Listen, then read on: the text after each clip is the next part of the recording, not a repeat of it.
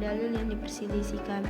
Dalil-dalil yang diperselisihkan adalah dalil-dalil yang penggunaannya dalam penetapan hukum Islam disepakati secara ijma oleh para ulama. Beberapa ulama menerima dalil tersebut sebagai sumber hukum yang sah dan dapat digunakan dalam penetapan hukum. Sementara sebagian ulama lainnya menolak penggunaannya karena menganggap tidak ada dasar yang kuat atau bertentangannya dengan dalil yang lebih kuat. Kemudian poin kedua, istisan. Secara bahasa berarti menganggap baik. Secara terminologi, istisan adalah suatu metode dalam fikih yang membolehkan menyimpang dari hukum qiyas. Ulama Hanafi banyak menggunakan istilah istisan. Ulama Hanafi banyak menggunakan istisan, tetapi mazhab lain seperti Syafi'i menolaknya karena dianggap kurang memiliki dasar yang kuat dari Al-Quran dan hadis. Contoh istisan berdasarkan qiyas, transaksi ini dianggap batal, namun melalui istisan transaksi ini dapat dianggap sah dengan alasan kemaslahatan umum dan kebutuhan masyarakat untuk melakukan jual beli sehari-hari tanpa proses yang rumit.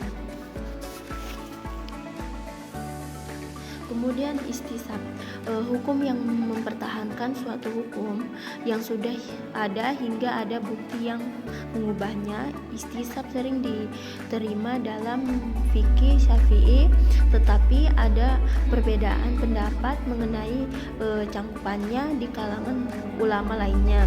Kemudian urf adalah kebiasaan atau adat yang berlaku di masyarakat dan tidak bertentangan dengan prinsip-prinsip syariah Islam.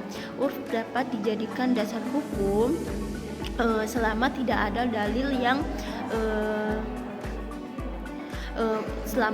dalil yang melarangnya.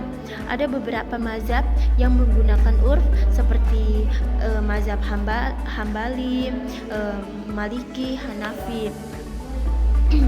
Sementara sebagian ulama Syafi'i kurang setuju karena khawatir kebiasaan yang sering tidak sesuai dengan syariat.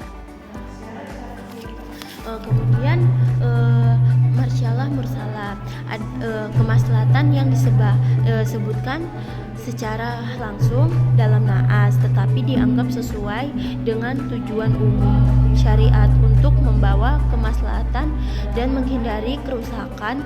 Mazhab Maliki sering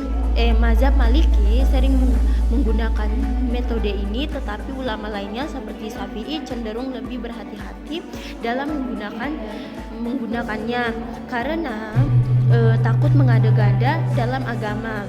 Kemudian syar'u man qablana adalah syariat hukum-hukum yang berlaku pada umat sebelum Nabi Muhammad SAW yang tetap berlaku selama tidak ada naas yang menghapusnya.